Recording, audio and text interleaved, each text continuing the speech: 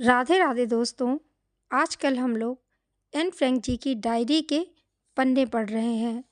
यह द्वितीय विश्व युद्ध की यातनामूलक परिस्थितियों से सर्वाधिक प्रभावित होने वाले यहूदी समुदाय की तत्कालीन दुर्दशा का जीवंत दस्तावेज है।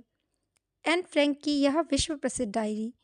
इस डायरी को यहूदी बाला फ्रैंक ने अपने भूमिगत होने के दौरान तत्कालीन परिवेश और परिस्थितियों को देखकर अपनी समझ के अनुसार अंकित किया। ये डायरी पत्रों की शक्ल में लिखी गई है, जिन्हें एन ने अपने खिलौनों की एक गुड़िया किट्टी को संबोधित करते हुए लिखा है। अपने पहले पत्र में किट्टी को संबोधित करते हुए एन ने बताया है कि वह जिंदा है, लेकिन यह नहीं बता सकती कि कहाँ और किस प्रकार। पूर्व स्मृतियों में जाकर लेखिका ने बताया है कि उस रविवार की दोपहर कौन सी घटना घटी थी, जिसके बाद उसे और उसके परिवार को नात्सी यातना शिविरों से बचने के लिए दर दर भटकना और छुपना पड़ा। तो चलिए शुरू करते हैं आज उस डायरी का दूसरा पत्र। गुरुवार 9 जुलाई 1942। प्यारी किट्टी। तो आखिर हम चल पड़े। मम्मी, पापा और मैं तेज बरसात में भीगते हुए आए। हम तीनों के कंधों पर बड़े बड़े थैले और शॉपिंग बैग थे, जो अल्लम गल्लम चीज़ों से ऊपर तक ठूस ठूस कर भरे हुए थे। सुबह सुबह काम पर जाने वाले लोग हमें बड़ी बेचारगी भरी निगाहों से देख रहे थे। आप उन्हें देखते ही बता सकते थे कि वे आपके लिए अफसोस कर रहे थे कि हमें किस तरह का वाहन उपलब्ध नहीं करा सकते थे। हमारे सीने पर चमकता पीला सितारा सारी दास्तान खुद ही कह दे रहा था। जब हम गली में पहुंच गए, तभी पापा और मम्मी ने धीरे धीरे बताना शुरू किया कि उनकी योजना क्या थी। पिछले कई महीनों के दौरान हम थोड़ा थोड़ा करके जितना भी हो सका फर्नीचर और कपड़े लत्ते फ्लैट से बाहर ले जाते रहे थे। यह तय कर लिया गया था कि हम लोग 16 जुलाई को अज्ञातवास में चले जाएंगे।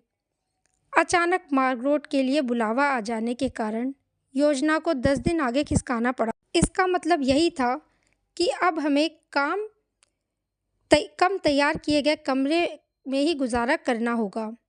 छिपने की जगह पापा के ऑफिस की इमारत में ही थी। इसे समझ पाना बाहर वालों के लिए थोड़ा मुश्किल होगा, इसीलिए मैं थोड़ा बहुत समझा देती हूँ। पापा के ऑफिस में काम करने वाले लोग बहुत ज़्यादा नहीं थे। बस मिस्टर कुगलर, मिस्टर क्लीमेन, मिएप और 23 बरस की टाइपिस्ट, जिसका नाम बेब बोइस्कुल था, उन सबको हमारे आने के बारे में खबर कर दी गई थी। मिस्टर वोइस्कुइल बेब के पिता और दो सहायकों के साथ गोदाम में काम करते थे। उन्हें कुछ भी नहीं बताया गया था। इमारत के बारे में थोड़ा सा बता दूं। तल मंजिल पर बना बड़ा सा गोदाम काम करने की जगह और भंडार घर के रूप में इस्तेमाल होता है। इसके अलग अलग हिस्से बने हुए हैं। ये हिस्से गोदाम, पिसाई का कमरा वगैरह हैं, जहाँ इलायची, लौंग और काली मिर्च वगैरह पीसे जाते हैं। गोदाम के दरवाजे से ही सटा हुआ एक बाहर का दरवाज़ा है, जो ऑफिस का प्रवेश द्वार है। ऑफिस के दरवाजे के एकदम अंदर की तरफ एक दूसरा दरवाज़ा है और उसके पीछे सीढ़ियाँ हैं। सीढ़ियाँ ऊपर चढ़ें तो एक और दरवाज़ा आता है, जिस पर आर पार दिखाई न देने वाले कांच की खिड़की लगी है। इस पर काले अक्षरों में कार्यालय लिखा हुआ है। यही आगे वाला बड़ा यानी फ्रंट ऑफिस है। ये बहुत बड़ा, हवादार और खूब रोशनी वाला कमरा है। दिन के दौरान यहाँ बेब, मिएप और मिस्टर क्लीमेन काम करते। एक छोटा सा गलियारा है, जिसमें तिजोरी, कपड़ों की अलमारी और स्टेशनरी की बड़ी सी अलमारी है। इस गलियारे के पार एक छोटा सा दम घोटू अंधियारा कमरा है। यह बैक ऑफिस है। इसमें मिस्टर कुगलर और मिस्टर वानदान बैठा करते थे। अब इसमें सिर्फ मिस्टर कुगलर बैठते हैं।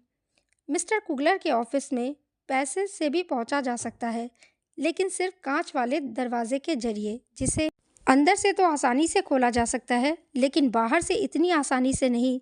मिस्टर कुगलर के ऑफिस से निकलने के बाद तुम लंबे तंग गलियारे से कोयले वाले गोदाम की ओर आगे बढ़ोगी और 4 सीढ़ियां चढ़ोगी तो तुम अपने आप को प्राइवेट ऑफिस में पाओगी। यह पूरी इमारत का शो पीस है। शानदार महोगनी फर्नीचर, लिनोलियम का फर्श जिस पर कालीन बिछा है, एक रेडियो है, आकर्षक लैंप है, सब कुछ उत्तम दर्जे का। इसके साथ वाला कमरा बहुत बड़ा रसोई घर है। उसमें पानी गर्म करने का हीटर है, गैस के 2 चूल्हे हैं, साथ में पखाना है। यह पहली मंजिल का नक्शा है। नीचे के सीढ़ियों वाले गलियारे से एक रास्ता दूसरी मंजिल की तरफ जाता है।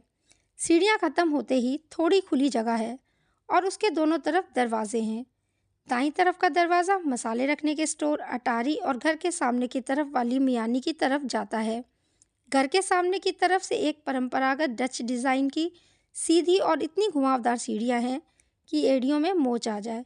यह रास्ता गली की तरफ खुलता है। सीढ़ियों के ऊपर बनी जगह से दाईं तरफ का दरवाज़ा घर के पिछवाड़े की तरफ हमारी गुप्त एनेक्सी की तरफ जाता है। कोई कल्पना भी नहीं कर सकता था कि सपाट मटमैले दरवाजे के पीछे इतने कमरे भी हो सकते हैं। दरवाजे के आगे सीढ़ी का बस एक ही पायदान है। इसे पार करते ही आप भीतर होते हैं। आपके सामने ही कई सीढ़ियाँ ऊपर की तरफ चली जाती हैं। बाईं तरफ एक तंग सा गलियारा है जो एक बड़े कमरे में जाकर खुलता है। यही कमरा फ्रैंक परिवार के लिए ड्राइंग रूम और बेडरूम का काम करता है। अगला दरवाज़ा एक छोटे कमरे का है। यह परिवार की 2 जवान लड़कियों के बेडरूम और स्टडी रूम के काम आता है। सीढ़ियों के दाईं तरफ गुसलखाना और बिना खिड़कियों वाला एक कमरा है जिसमें एक वॉश बेसिन लगा हुआ है। किनारे की तरफ वाले दरवाजे के पखाने की तरफ और दूसरे दरवाजे से मेरे और मार्गरेट के कमरे की तरफ जाया जा सकता है। यदि आप और सीढ़ियाँ चढ़कर बिल्कुल ऊपर तक चले जाएं, तो आप नहर के किनारे बने इस पुराने मकान में ऊपर एक बहुत बड़ा खुला खुला और हवादार कमरा देखकर हैरान रह जाएंगे। इसमें एक गैस का चूल्हा है और एक सिंक है। भगवान का शुक्र है कि यह मिस्टर कुगलर की प्रयोगशाला के काम आता था। यह मिस्टर और मिसेज वॉन दान का बेडरूम और रसोई घर होगा। इसे कॉमन कमरे, डाइनिंग रूम और हम सब के लिए स्टडी के लिए भी इस्तेमाल किया जा सकेगा। एक छोटा सा कमरा पीटर वान दान के लिए बेडरूम का काम करेगा और जैसी इमारत के सामने की तरफ है वैसी ही अटारी और मियानी यहाँ भी है। तो ये रहा हमारा नया गरीब खाना। लो, मैंने तुम्हें पूरी इमारत की सैर करवा दी। तुम्हारी एन। तो ये डायरी का दूसरा पन्ना था एन फ्रैंक जी की। अब डायरी के अगले पन्ने के लिए मिलते हैं अगले वीडियो में। राधे राधे।